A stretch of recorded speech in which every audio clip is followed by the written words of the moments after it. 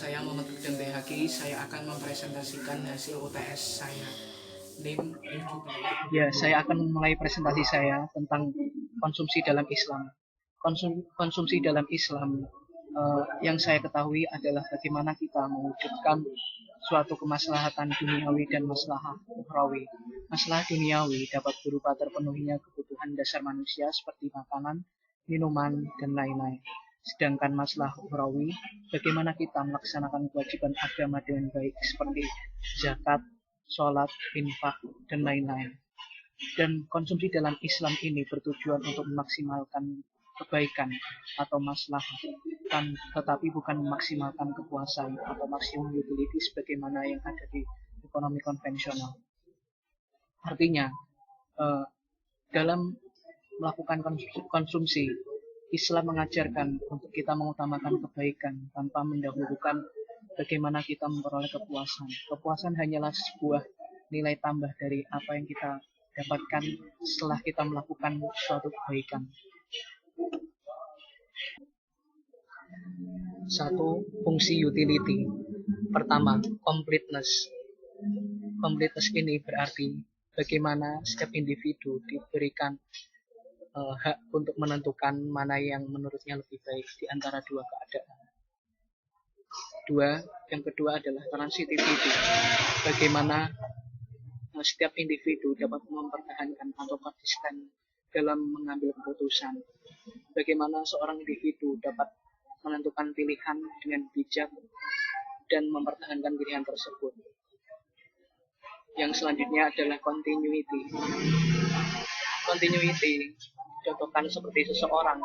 Bila seseorang mengatakan A lebih disukai daripada B, maka keadaan yang mendekati A juga lebih disukai daripada B.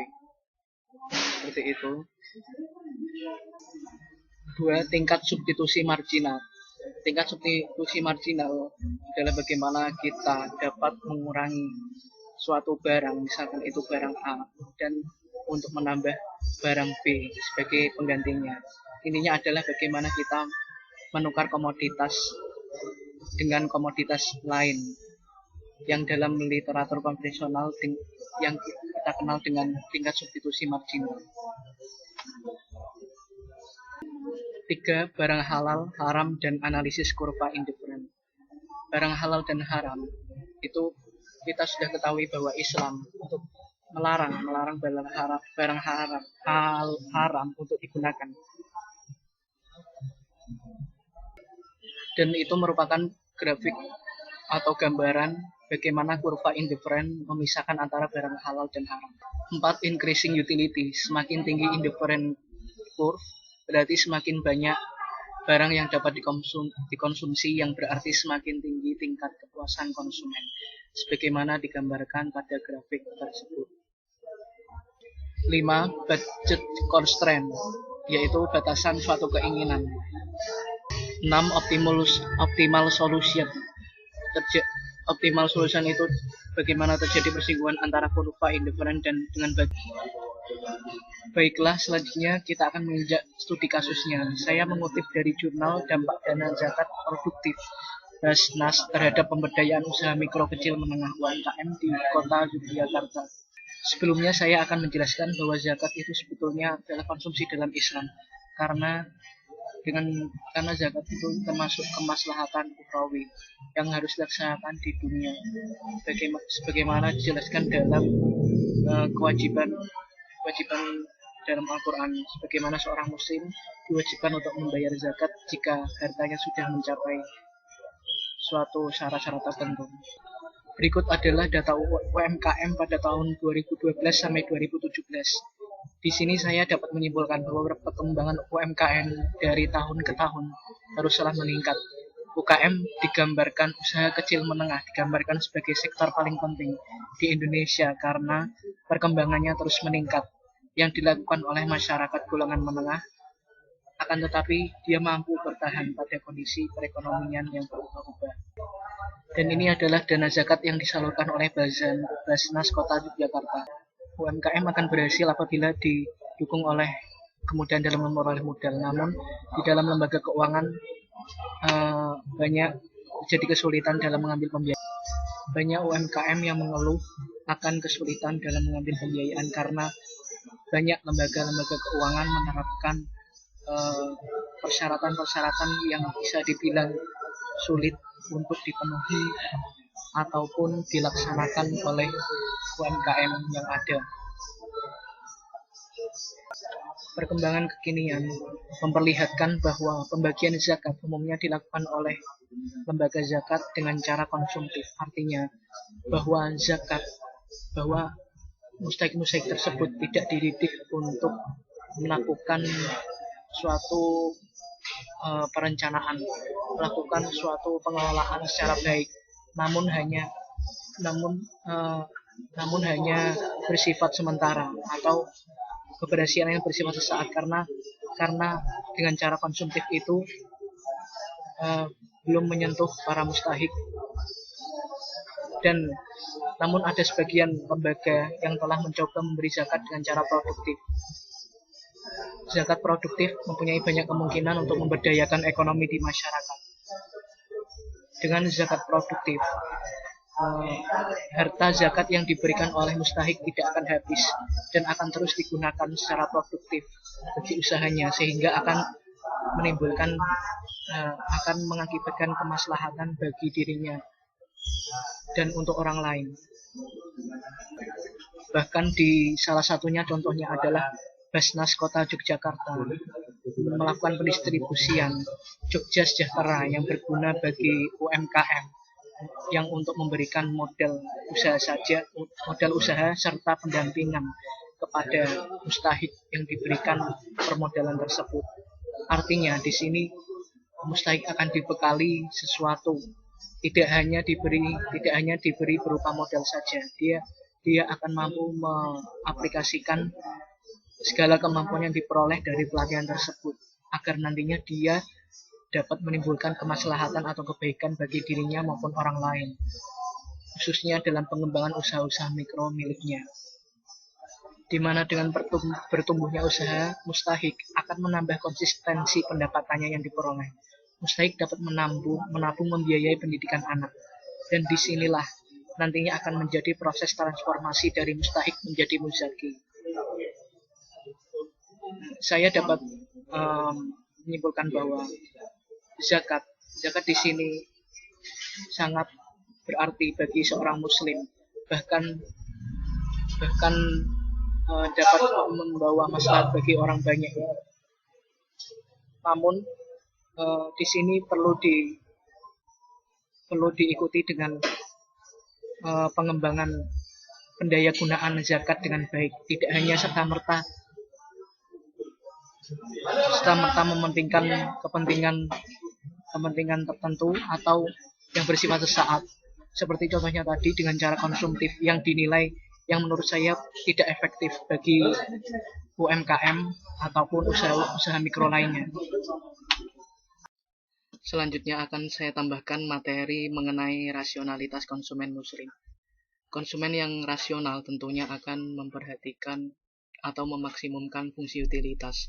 Artinya dia mampu mengonsumsi barang sebanyak-banyaknya dan mengonsumsi barang tahan lama pada tingkat tertentu dan menguasainya.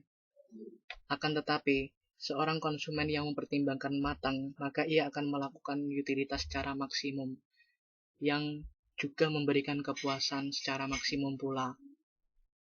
Namun, bagi seorang muslim hendaknya harus lebih menghargai sumber daya yang diberikan oleh Allah Subhanahu wa taala dengan semaksimal mungkin tanpa mengeksploitasinya secara berlebihan. Dan di sini berarti semua tindakan konsumen harus dilandasi pada sikap tersebut agar menimbulkan kemaslahatan yang maksimal. Akan tetapi, yang perlu saya tambahkan adalah tujuan konsumen muslim rasional dalam mencapai maksimum tidak hanya dalam mengonsumsi barang sebanyak-banyaknya atau dengan tingkat pendapatan tertentu dia bebas untuk menggunakannya dengan semena-mena.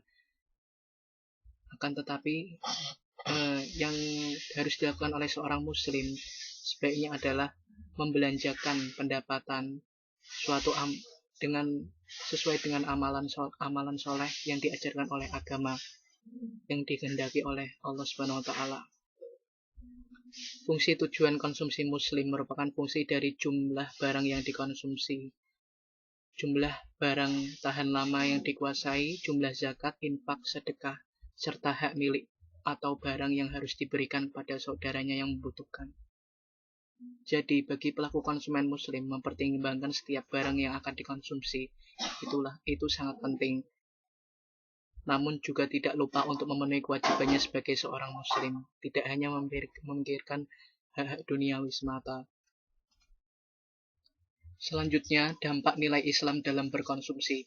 Kebutuhan muslim sebagai manusia terbatas.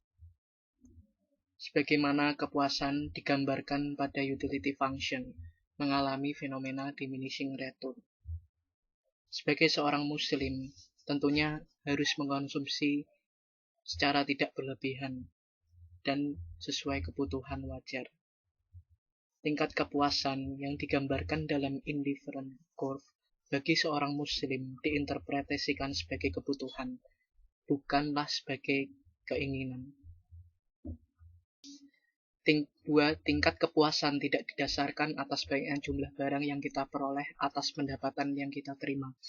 Akan tetapi, tingkat kepuasan sesungguhnya adalah bagaimana barang yang kita beli dapat menimbulkan kemaslahatan.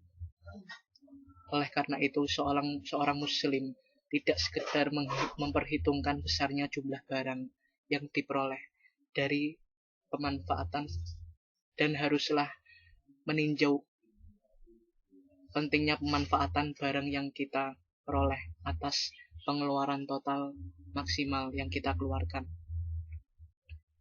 Dan juga kita harus memperhitungkan skala prioritas dari berbagai barang yang kita peroleh dari memanfaatkan pengeluaran total tersebut.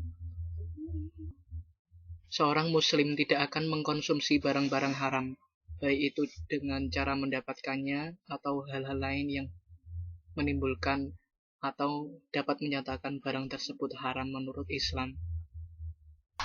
Seorang muslim tidak akan memaksa berbelanja di luar kemampuannya ataupun di luar penghasilannya, walaupun hal tersebut bisa dilakukan dengan cara berhutang atau yang bersifat subha.